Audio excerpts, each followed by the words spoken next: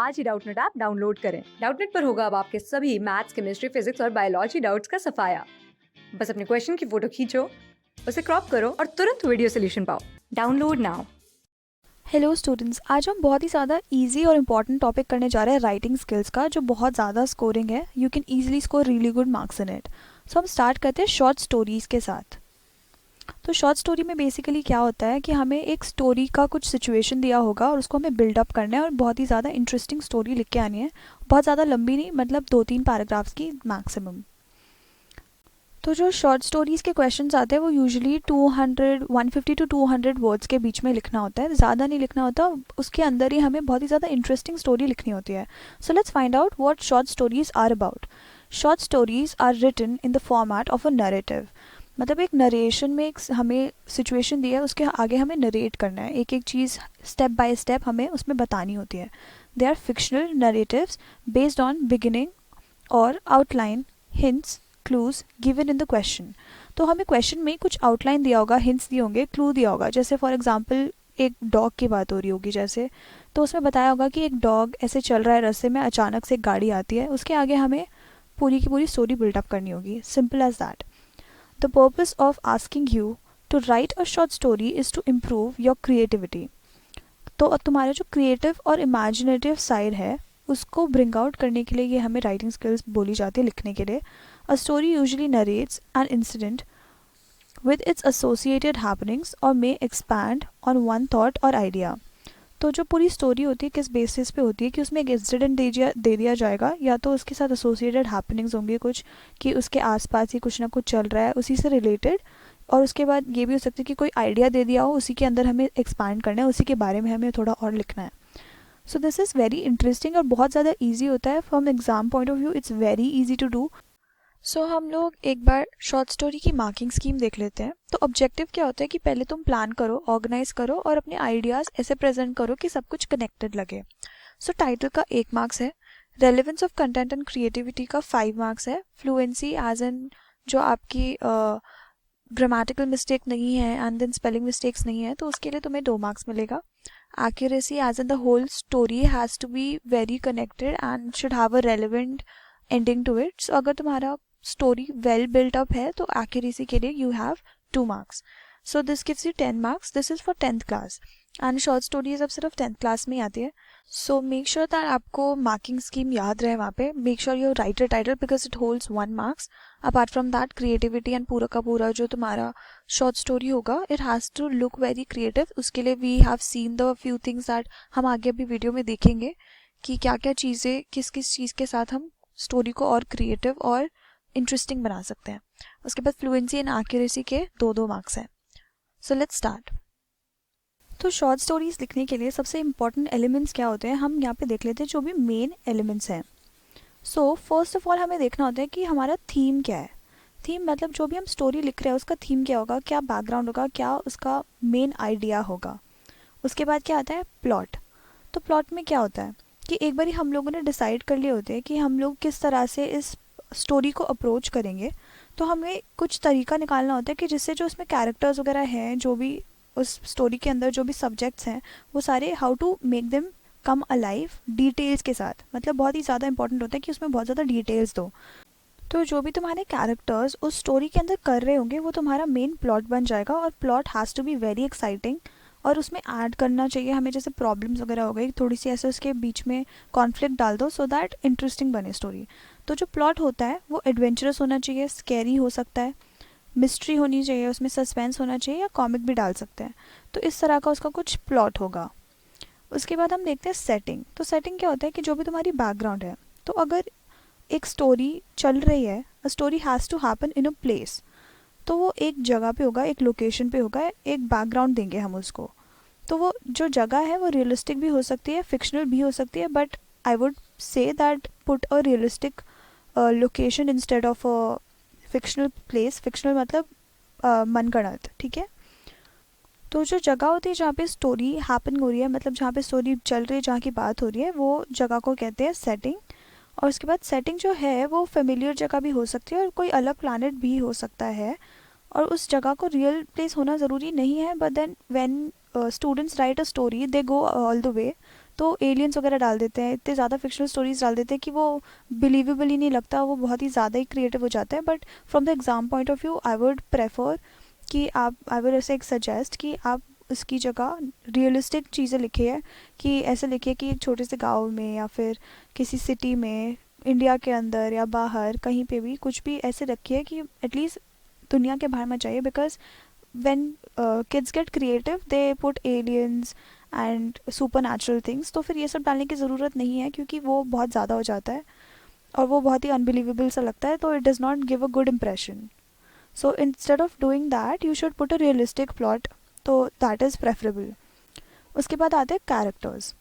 तो कैरेक्टर्स में अब जब तुम स्टोरी लिखते हो तो बहुत ही ज़्यादा ज़रूरी होता है कि हमारे मेन क्या कैरेक्टर्स होंगे जिससे हमारा जो स्टोरी है वो लीड करेगा. तो स्टोरी के अंदर जितने भी लोग हैं वो सारे मेन कैरेक्टर्स बन जाएंगे और फिर उसके बाद सब कैरेक्टर भी होगा, मतलब एक मेन कैरेक्टर, उसके बाद फिर एक और इंसान जो स्टोरी में कॉन्फ्लिक्ट लाए या फिर कुछ भी.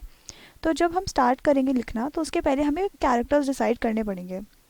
तो हर एक कैरेक्टर क्या करेगा, उसका क्या रोल होगा और वो इम्पॉर्टेंट है या नहीं है, ये सब हमें पहले से डिसाइड करना पड़ेगा. और साथ के साथ कि हमें ये भी देखना पड़ेगा कि जो दो कैरेक्टर्स हैं वो किस तरह से एक दूसरे की तरह है और किस तरह से एक दूसरे की तरह नहीं है. और साथ के साथ तुम्हारे जो कैरेक्टर्स हैं ऐसा भी हो सकता है कि वो एक दूसरे को कुछ चीज़ सिखा के चले जाए. सो इससे हम लोग मॉरल ऑफ द स्टोरी निकाल सकते हैं. और फिर एक और चीज़ है याद रखने वाली कि जो लोग जो हमारे कैरेक्टर्स हैं ज़रूरी नहीं है कि वो हमेशा इंसान हो. कैरेक्टर्स की जगह, मतलब कैरेक्टर्स एनिमल्स भी हो सकते हैं, अदर लिविंग क्रीचर्स भी हो सकते हैं, जैसे हमने यहाँ पे देखा. उसके बाद हमारा फिफ्थ पॉइंट आता है मूड और एटमॉस्फेयर. तो जैसे हम स्टोरी लीड करते हैं, फॉर एग्जांपल हम वहाँ पे बहुत ही ज़्यादा स्कैरी सा सिचुएशन दिखा रहे हैं, तो हमें डिसाइड करना होगा कि हमारा जो मूड होगा थ्रू आउट द स्टोरी किस तरह का होगा. या तो बहुत ही ज़्यादा हंसी मजाक का होगा, चीयरफुल या हैप्पी, या तो टेंस होगा कि अब हमें समझ नहीं आ रहा कि आगे कैसे होगा, कि वो कुछ कॉन्फ्लिक्ट चल रहा है. फिर स्कैरी जिसमें सभी के सभी डरे हुए हैं. फिर सस्पेंस क्रिएट करना कि अब आगे क्या होगा, so that because we have to make the story very very interesting so that you get good marks. और फिर न्यूट्रल होगा कि बस स्टोरी चल रही है but with a good moral. So important ये है कि डिटेल्स बहुत ज़्यादा देनी है हर जगह, that is the most important thing. Because if you have to write a story the most important thing here is to make it interesting enough so that तुम्हारा जो कंटेंट है वो अच्छे से उभर के आए. और हमें मेन, हम लोगों ने जैसे ऊपर देखा था कि मेन पर्पस क्या है ये लिखवाने का, स्टोरी राइटिंग कराने का पर्पस है कि तुम्हारी क्रिएटिविटी देखना चाहते हैं, वो इमेजिनेशन देखना चाहते हैं कि कितनी हाइट से तुम्हारी इमेजिनेशन की. So how you build up a story brings out that. So इस वजह से हमें मूड एंड एटमॉस्फेयर, ये सारी चीज़ें जो मेन एलिमेंट्स हैं, इन सबको अपने ध्यान में रखना है. तो चलिए अब आगे बढ़ते हैं. अब हमें देखना है कि स्टेप्स क्या होते हैं स्टोरी राइटिंग के. तो सबसे पहली चीज़ हमें ये देखनी है कि start the story in an interesting manner which attracts the reader. तो सबसे ज़्यादा तो इम्पॉर्टेंट यही चीज़ है कि तुम जब स्टार्ट ही कर रहे हो, जो स्टोरी है उसमें इतनी डिटेल्स डालो, इतना इंटरेस्टिंग बनाओ कि जो रीडर है उसको तभी से इंटरेस्ट उसका बन जाए. Develop the characters in the story. फिर साथ के साथ जो कैरेक्टर्स हैं उस स्टोरी के अंदर उनके बारे में थोड़ा सा ऐसे डिटेल दो कि वो उसका डिस्क्रिप्शन भी दे सकते हो कि वो कैसा दिखता है, कि वो छोटा था, नाटा था, मोटा था, बहुत सुंदर था, कुछ भी.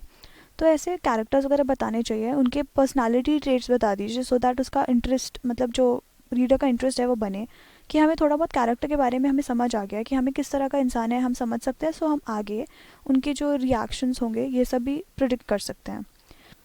फिर थर्ड पॉइंट है use the setting and context to develop the mood and atmosphere. तो हमें जो इनिशियली सेटिंग दी होगी थोड़ी बहुत, कि जो फर्स्ट फ्यू लाइंस होती है जो हमें क्वेश्चन में मिलती है, तो उसके थ्रू हमें मूड बनाना है, एटमॉस्फेयर बनाना है, जो बहुत ही इंपॉर्टेंट पॉइंट है कि हमें चीयरफुल एटमॉस्फेयर रखना है, स्कैरी एटमॉस्फेयर रखना है, टेंस रखना है या न्यूट्रल रखना है, तो हमें वहीं पे डिसाइड करना होगा. क्रिएट टेंशन और अ कॉन्फ्लिक्ट, ये बहुत ज़्यादा इंपॉर्टेंट है क्योंकि तुम्हारी इंटरेस्टिंग बनेगी ही नहीं स्टोरी जब तक उसमें कोई ट्विस्ट नहीं आता. So we always have to put a conflict या टेंशन, कि हमें कोई ना कोई प्रॉब्लम अराइज करानी पड़ेगी उसमें, कि हमें उसका सोल्यूशन देना पड़े. कि अगर like every time it's just simple story जो चल रही है, सब कुछ खुश खुश चल रहा है, तो फिर it does not build up any interest in the reader. So that is the reason why we have to put some tension और a conflict in the whole story. तो फिर फाइनली हमारे पास इस वजह से एक मॉरल आ जाएगा और साथ के साथ या तो फिर कुछ फाइनल सोल्यूशन आएगा, तो हमारा क्लाइमैक्स इसके वजह से बन जाएगा. अब हमारा फिफ्थ पॉइंट क्या है, build up to a climax. तो हमें एक ऐसा पॉइंट लाना होगा जहाँ पे जो हमारे मेन कैरेक्टर्स है, जो भी हमारा प्लॉट है, वहाँ पे फाइनली वो सब कुछ एक साथ हम यूज़ कर रहे हैं. This is the part of the story जहाँ पे जो हमारा मेन कैरेक्टर है वो प्रॉब्लम को सॉल्व करने की कोशिश कर रहा है, तो वहाँ पे इंटरेस्ट बहुत ज़्यादा पीक पे होगा जो रीडर है उनका। तो क्लाइमैक्स का बहुत ही ज़्यादा इंपॉर्टेंट रोल है, because this is the part where like all the interest develops, find a resolution to the conflict. यहाँ पे जो भी लाइक अभी तक हम लोगों ने इनिशियली हमने स्टार्ट किया किससे, बहुत ही ज़्यादा इंटरेस्टिंग मैनर में हमने स्टार्ट किया, तो यहाँ पर हमारा सस्पेंस बिल्डअप हो रहा है। सो फिर साथ के साथ हम कैरेक्टर स्केच मतलब थोड़ा बहुत कैरेक्टर बिल्डअप कर रहे हैं। उसके बाद हम फाइनली दिखाएंगे कि कॉन्फ्लिक्ट ये आया, उसके बाद हम दिखाएंगे कि जो हमारा कैरेक्टर है उस कॉन्फ्लिक्ट को कैसे सॉल्व कर रहा है। तो जो रेजोल्यूशन है उस कॉन्फ्लिक्ट का वो बहुत ज़्यादा इंपॉर्टेंट है। यहाँ पे आके हमारा जो रीडर्स है उनका जो वो होगा एंथुजियाज़म होगा इस चीज़ को, स्टोरी को रीड करने का, तो वहाँ पे दिल फाइनली फाइंड इट फ्रूटफुल। तो end of the story appropriate करना है हमें। 6 पॉइंट सबसे इंपॉर्टेंट क्या है कि हमारा जो एंड होगा स्टोरी का वो बहुत ही ज़्यादा अप्रोप्रिएट होना चाहिए, कुछ भी रैंडमली एंड नहीं दे सकते। जो हम लोगों ने अभी तक स्टोरी बिल्डअप करी है उसी को कंटिन्यू करना है और उसी के अकॉर्डिंगली, मतलब उसके रिलेटेबल होना चाहिए बहुत ही ज़्यादा उसके थ्रू आउट द स्टोरी से। ऐसा नहीं हो सकता कि बिल्कुल एंड में जाके कुछ रैंडम ही हो गया, बिल्कुल ही out of the world. So basically make sure कि तुम्हारा जो एंड है वो बहुत ज़्यादा एक्सेप्टेबल हो, रियलिस्टिक हो। ऐसा नहीं हो कि बिल्कुल ही रैंडमली कुछ चीज़ हो गई अचानक से कि स्पेसशिप आके उन लोगों को बचा के चली गई। You have to, it is better that you use the characters that are in the story, कि मतलब उन लोगों का थोड़ा बहुत कैरेक्टर डेवलपमेंट भी दिख जाएगा इसमें से, और फिर साथ के साथ मॉरल होना चाहिए इसमें एक अच्छा सा। तो एंड करना बहुत ज़्यादा ज़रूरी है अप्रोप्रिएट वे में स्टोरी को। ज़्यादातर एंड इस तरह से कर सकते हैं कि वहाँ पे हम मॉरल दिखा रहे हो कि इस पूरी स्टोरी में जो स्टोरी लाइन में अभी तक जो कुछ भी हुआ है इससे हमें ये पता चलता है कि like there has to be a moral और like a solution of a whole problem, कि एक ये प्रॉब्लम उठी थी और वो फाइनली जाके ख़त्म हो गई।